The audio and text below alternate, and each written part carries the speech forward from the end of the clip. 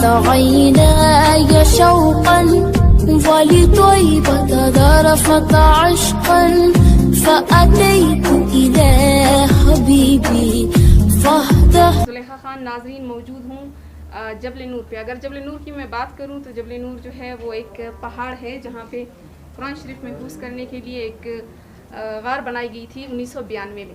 لیکن ابھی اگر میں اس پہاڑ کی یا ان غاروں کی بات کروں تو یہاں پہ 36 جو ہیں وہ مزید سرنگیں جو ہیں وہ یہاں پہ بنائی گئی ہیں قرآن شریف کو محفوظ کرنے کے لیے. تو اوورآل جو سرنگیں ہیں وہ بھی ہم اندر جا کے آپ لوگوں کو دکھائیں گے, اور جبل نور جو ہے وہ مطلب یعنی یہاں پہ کتنے قرآن شریف کے نسخے جو ہیں وہ موجود ہیں وہ بھی ہم آپ لوگوں کو دکھائیں گے. آئیں کہ یہ جو قرآن شریف کے شہید اوراق ہیں یہ کہاں کہاں سے لائے جاتے ہیں یہاں پہ, اور آپ لوگ ان کو کیسے مطلب یعنی ٹھیک طریقے سے یہاں کیسے رکھتے ہو؟ بسم اللہ الرحمن الرحیم. جبل نور القرآن پوری دنیا میں ایک ایسا واحد ادارہ ہے جو پوری دنیا میں ایسی کوئی اور دوسری جگہ نہیں ہے. جبل نور القرآن کا مقصد اور مطلب صرف قرآن کریم و عظیم الشان کو سنبھالنا, ان کو بے حرمتی سے بچانا. جبل نور القرآن 1992 میں اس کی تعمیر ہوئی, اس کی بنیاد رکھی گئی, تب سے جبل نور القرآن اپنی خدمات سر انجام دے رہا ہے. تو جبل نور القرآن کا مقصد میں نے آپ کو بتا دیا کہ قرآن کریم کو سنبھالنا. اچھا آپ نے یہ بھی بتایا تھا کہ باقی جو دوسرے ممالک ہیں وہاں سے بھی یہ قرآن شریف کے جو شہید اوراق ہیں وہ لائے جاتے ہیں یہاں پہ. جبل نور القرآن میں پوری دنیا سے نسخے یا پوری زبان جتنی زبان ہے کم و بیش, تو اس کے اگر آپ دیکھیں تو اس کے ترجمے کے قرآن کریم جو ہے وہ ہمارے پاس پڑے ہیں. ہمارے پاس باہر ملکوں سے بھی آتے ہیں, ہندوستان کے کافی آئے ہیں, افغانستان سے تو آتے رہتے ہیں. افغانستان تو ایسا ہے کہ اس کا جو ہے وہ آتے رہتے ہیں. باقی ہمارے پاس انڈونیشیا سے اور آسٹریلیا سے یہ ساری قرآن کریم جو ہے وہ میں آپ کو دکھاؤں گا, وہ وہاں پہ رکھے ہوئے ہیں ہم نے شیشوں میں.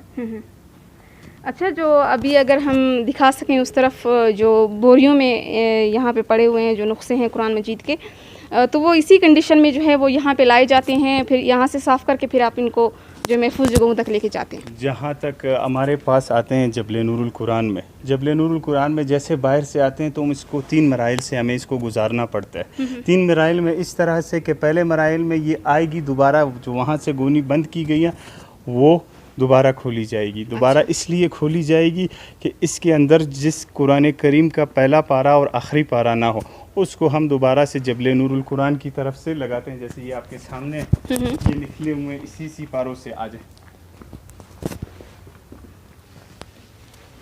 یہ آپ کے سامنے اس طرح سے ہم نکالتے ہیں. اس طرح اب یہ دیکھیں اس میں جو ہے صرف گتھا نہیں ہے, انہوں نے تو بیچ دیا, اب اس کو ہم دوبارہ سے گتھا لگائیں گے. اس کو دوبارہ سے ہم ریکنڈیشن کریں گے. باقی تو یہ صحیح کنڈیشن میں ہے نا, یہ صحیح کنڈیشن میں. اور دوسری بات یہ ہے اگر اس کا پہلا پارہ ہمارے پاس نہ ہو, پہلا الف لام میم یا اما یتساءلون نہ ہو, تو وہ پارے دونوں ہمارے پاس پڑے ہیں. اس کا جو اگر جتنا حصہ وہ دوسرے پارے تک سیکول تک اس کو ہم ہٹا دیتے ہیں. اس کو اپنی طرف سے ہم پورا سپارہ لگا کے دوبارہ سے گتھا لگا کے اس کو دوبارہ فی سبیل اللہ کوئی بلا معاوضہ ہم اس کو مساجد مدارس اور وہاں پہ بیچتے ہیں. تو یہ مختلف مساجد سے جو یہ قرآن شریف اسی شہید حالت میں یہاں پہ, اور پھر انہیں آپ لوگ صاف کرتے ہیں اور وہاں سے ٹرانسپورٹ کا بھی تو خرچہ آتا ہوگا نا آپ لوگوں کا, تو یہ سارے اخراجات جو ہیں وہ کون اٹھاتے ہیں؟ یہ تو ایسے جبل نور القرآن پہ اگر میں آپ کو یہ کیمرہ مین آپ کا دکھا سکے, یہ سامنے بوری جو ہے یہ بالکل صاف ہو چکی ہے, اس سے بننے والے قرآن کریم نکل چکے ہیں اور یہ جو ہے اپنے جگہ تک پہنچ, آخری مراحل اس نے دیکھ لیا. اب اس کے بعد اس کو جانا ہے اوپر سرنگ کی طرف. اگر میں آپ کو بتاؤں اس ایک پارسل پہ جبل نور القرآن کا 250 سے 300 روپے تک خرچہ آتا ہے اس پہ. تو یہ اپنی ان کے جو اپنے بڑے ہیں اس کی ہے تو وہ اپنی طرف سے یہ کرتے ہیں. باقی کوئی گورنمنٹ کی سطح پہ ہمارے ساتھ کوئی تعاون نہیں ہے, کوئی وہ نہیں ہے. اپنی مدد آپ کے تحت جبل نور القرآن اس ٹائم کم و بیش میں اس لیے کہہ رہا ہوں کہ کوئی حساب کتاب ہمارے پاس نہیں ہے کیونکہ دنیا کے آئے ہیں, تو اس ٹائم 2.5 کروڑ سے لے کے 3 کروڑ تک سے جبل نور القرآن سنبھال چکا ہے. اچھا تو آگے آپ آئیں, وہاں پہ کچھ قرآن مجید کے جو نسخے ہیں وہ رکھے ہوئے ہیں, اگر ان کے بارے میں بھی آپ ہمیں ہمارے جو ناظرین ہیں انہیں تھوڑی سی معلومات دے سکیں. جی تو ابھی ہم اندر جائیں گے جہاں پہ قرآن مجید کے جو باقی نسخے ہیں انہیں محفوظ کیا گیا ہے، تو چلتے ہیں ان کے بارے میں بھی آپ لوگوں کو انفارمیشن دیتے ہیں۔ رقت عيناي شوقا ولطيبة ذرفت عشقا فأتيت إلى هناي شوقا ولطيبة ذرفت عشقا فأتيت إلى حبيبي بتائیں کہ یہ جبل نور کی جو ہے وہ بہت ساری سرنگیں یہاں پہ آپ لوگوں نے بنائی ہوئی ہیں، تو یہ کون سی سرنگ ہے اور اس کی جو لمبائی ہے وہ کتنی ہے، اگر ہمارے ناظرین کو آپ بتا سکیں۔ یہ جبل نور کی مین سرنگ ہے جو اس میں عوام آتی اور جاتی، اور جس کے لیے ہم نے یہ قدیمی اور نایاب قرآن کریم رکھی ہوئے ہاتھ سے لکھی۔ اس سرنگ کی غالباً لمبائی کم و بیش 2 سے 2.5 کلومیٹر یعنی 63,000 کچھ فٹ اس کی صرف لمبائی ہے، لمبائی صرف اس کی شمار ہوتی ہے، اور باقی یہ عوام کے لیے ہم نے کھولا، عوام کے لیے اس طرح سے کہ اس میں یہ دیکھیں اس میں قرآن کریم پڑے ہوئے ہیں آج سے 600 سال قدیمی، 800 سال۔ اچھا، یہ جو قرآن مجید ہیں یہ ہاتھ سے لکھے گئے، ہاتھ سے لکھی ہوئے ہیں۔ کوئٹہ والے جانتے ہوں گے نانا صاحب، جس کا مرحوم دربار بھی ہے ادھر، وہاں پہ میں جگہ کا نام بھول گیا، تو یہ اس کے ہاتھ سے لکھا گیا قرآن کریم ہمارے پاس ہے۔ پہلے زمانے میں دیکھیں آپ، اچھا ان کی جو ریپیئرمنٹ ہے وہ آپ لوگوں نے نہیں کی، کیونکہ یہ تو اسی اوریجنل حالت میں ہی موجود ہے نا؟ تو یہ وہی اپنی حالات میں رہے گا تو بہتر۔ اگر آپ اس پہ ابھی نیا گتھا چڑھائیں گے تو اس کا دیکھنے کا وہ اس طرح سے باقی نہیں بچے گا، وہ تو عام جو آج کل آ رہے گتھا وہ اب یہ دیکھیں پہلے زمانے میں گتھا یہ اب چمڑے میں بنا ہوا ہے، اس کی چمڑے کی جلد میں، اور یہ دیکھیں اس طرح سے سارے میں آپ کو دکھاؤں، یہ دیکھیں زمرد جس کی انگوٹھی بنتی ہے اس کی، یہ زمرد کی شے سے لکھا قرآن کریم ہے۔ اچھا، اور باقی وہاں پہ ایک چھوٹا سا بھی ہے، آپ کو دکھا دوں ایک ہاتھ کا، مطلب یہاں پہ جو نایاب نسخے ہیں وہ جو ہیں وہ یہاں پہ رکھے گئے ہیں، شیشوں میں بند کیے گئے ہیں، جو باقی ریپیئر ہو رہے ہیں وہ قرآن شریف جو ہیں وہ سرنگوں میں موجود ہیں۔ اور دیکھا تھا میں نے، باقی یہ دیکھیں یہ ہم نے جبل نور القرآن میں نوافل کی جگہ بنائی ہیں، لوگ آتے ہیں۔ اچھا، یہ جو ہے وہ نوافل کی جگہ ہے کہ یہاں پہ اگر کوئی عبادت کرنا چاہے تو عبادت بھی کر سکتا ہے۔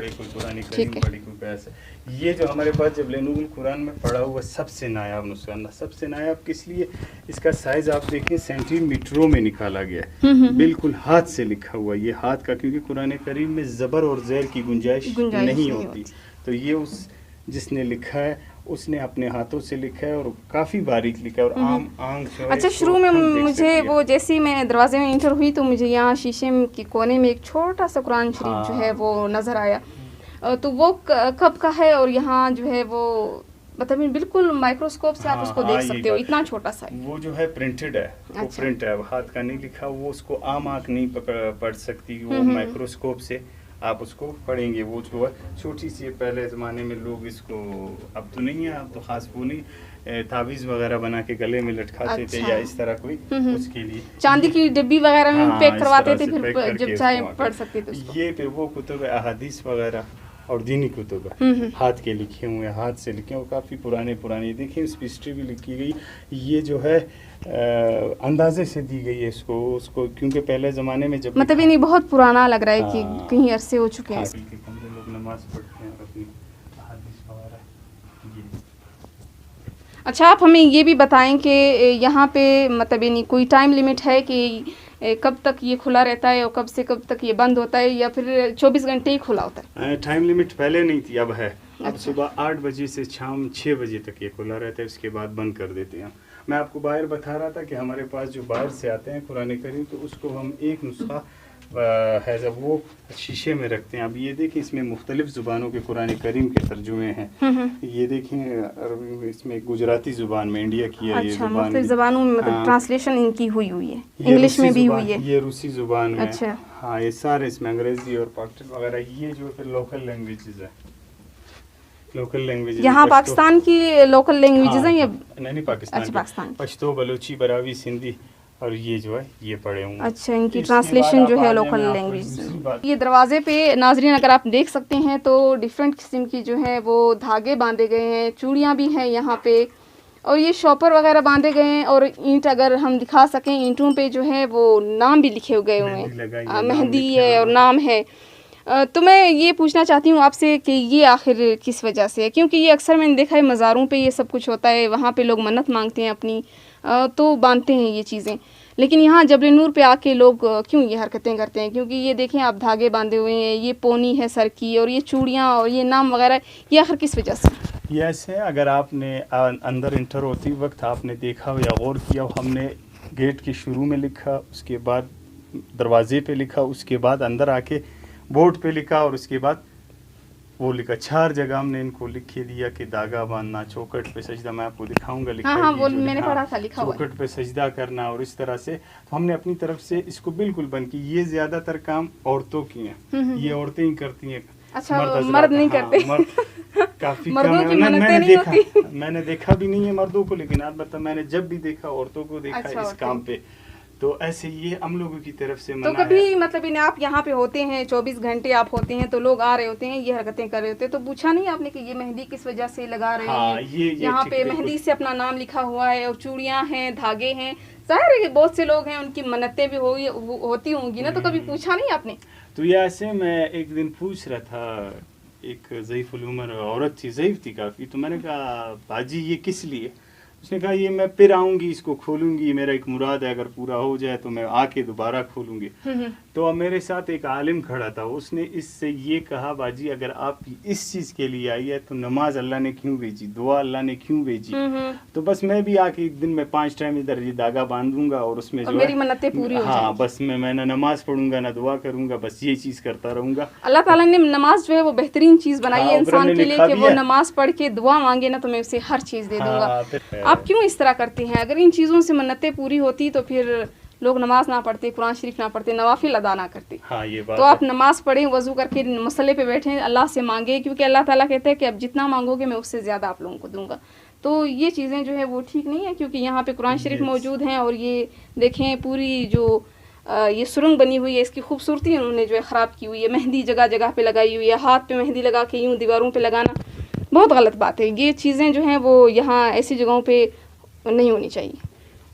یہ آتے ہیں باہر سے, کپڑے ہمارے لیے آتے ہیں جبل نور کے لیے, تو یہ اس وجہ سے آتے ہیں, یا کوئی غلطی میں کوئی پرنٹ میں اللہ کا نام اس پہ آ جاتا ہے, یا ایسے کچھ اس میں آ جاتا ہے غلطی سے. ہاں وہ باقی اس کے بعد وہ جو یا کارخانے والا ہے یا جو بندے تاجر ہے وہ خرید کے نا, یہ دیکھیں یہ اس میں شاید آپ یہ نظر آ رہا ہے, یہ بالکل صاف لکھا ہوا ہے, تو یہ وہ پرنٹ میں یا غلطی سے ہو جاتی ہے یا کیسے, تو وہ یہ پھر ہمارے پاس یہ لوگ لے کے آتے ہیں. اچھا, یہ پھر وہ اگر دکان والے ہوتے ہیں یا کارخانے والے ہوتے ہیں وہ آپ لوگوں کے پاس لے کے آتے ہیں, وہ لے کے آتے ہیں. تو اس کو آپ اور کسی چیز میں استعمال نہیں کر سکتے, کیونکہ اچھا اس میں ابھی کیا چیز بنی؟ اس میں سارے قرآن کریم پڑھے ہوئے ہیں. ہاں, یہ صرف اور صرف ابھی قرآن کے لیے ہم نے ایک پوسٹ بنایا, وہ اللہ کا نام بھی محفوظ ہوا اور قرآن کریم جو ہے. تو یہ وہ پرنٹڈ کپڑے ہیں جس میں اگر غلطی سے کوئی اللہ کا نام یا محمد کا نام لکھا ہوتا ہے کبھی کبھی, تو وہ یہاں لائے جاتے ہیں اور قرآن شریف اس میں رکھے جاتے ہیں. ٹھیک ہے, تو پھر آگے چلتے ہیں.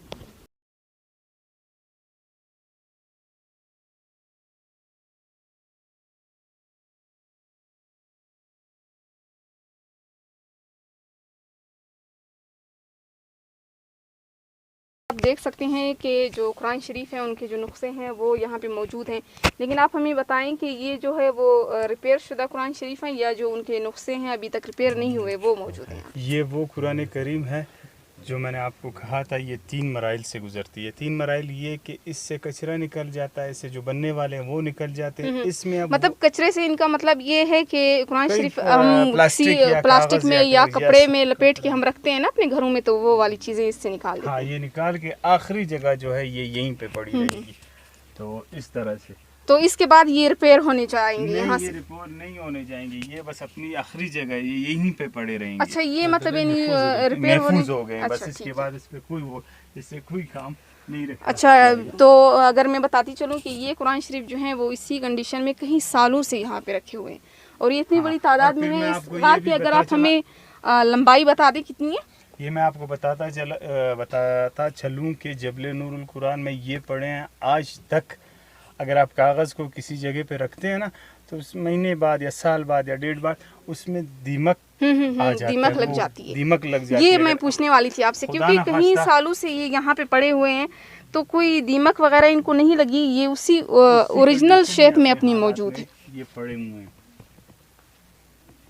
تو کچھ کاغذ ایسے بھی ہوتے ہیں جنہیں مطلب بارش اگر ہو جائے تو نمی لگ جاتی ہے، جیسے ہم گھر میں کتابیں وغیرہ رکھتے ہیں تو وہ بھی گیلی گیلی محسوس ہونا شروع ہو جاتی ہے، لیکن یہ جو ہیں یہ بالکل اسی کنڈیشن میں یہاں پہ ہوتے ہیں. پھر اس کے اندر جو ہے وہ اندر شاخیں بنائی ہوئی ہیں آپ لوگوں نے، جیسے سرنگ کے اندر سرنگ ہے تو وہ ساری. اچھا ٹھیک ہے. اور دوسری بات یہ، اگر آپ پہاڑ میں ماؤنٹین میں 10 فٹ آگے جائیں گے تو سب سے بڑا مسئلہ آکسیجن کا ہو جاتا ہے، آپ کا سانس لینا دشوار ہو جاتا ہے.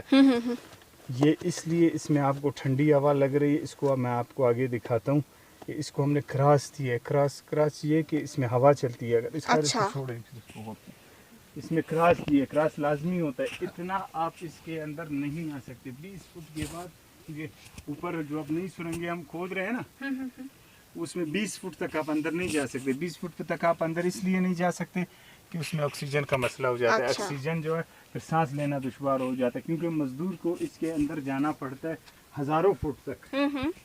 یہ ابھی ہم جس ایریے میں ادھر تک آ گئے 100 فٹ تک بھی ہم نہیں ہیں.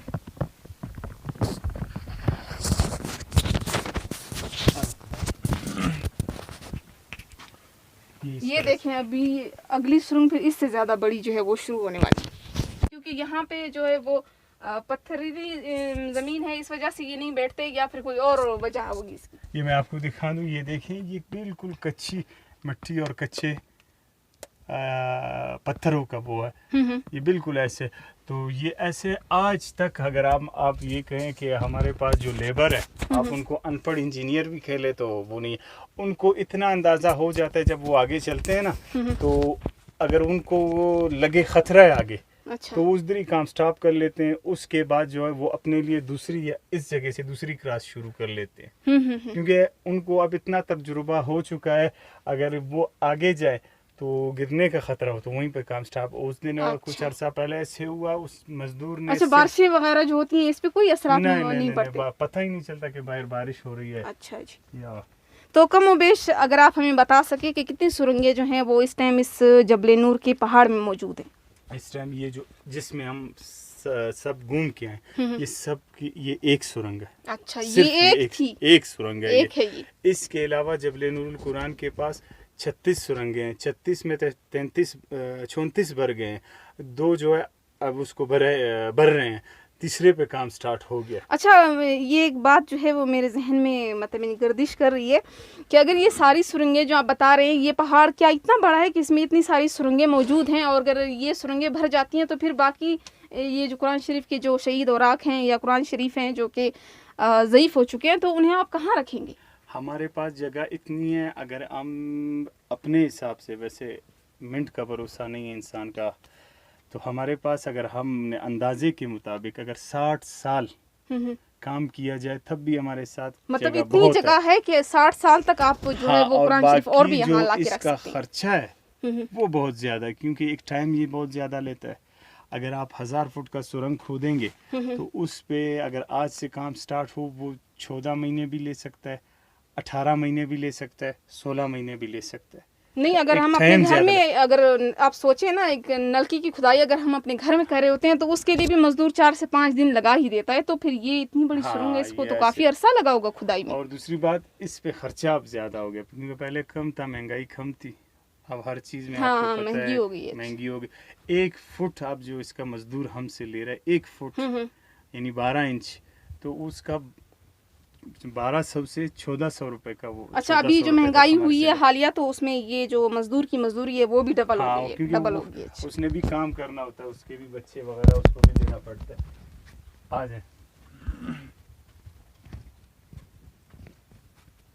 یہ دیکھیں، یہ بالکل چورس شکل میں ہے. ہم یوں گئے پھر یوں آئے، پھر یہ آپ دیکھیں اس کی لمبائی. پھر آپ پوچھ رہی تھی آکسیجن اس وجہ سے اس کے اچھا، وہ جو مین دروازہ مطلب وہاں سے پہلا دروازہ ہے.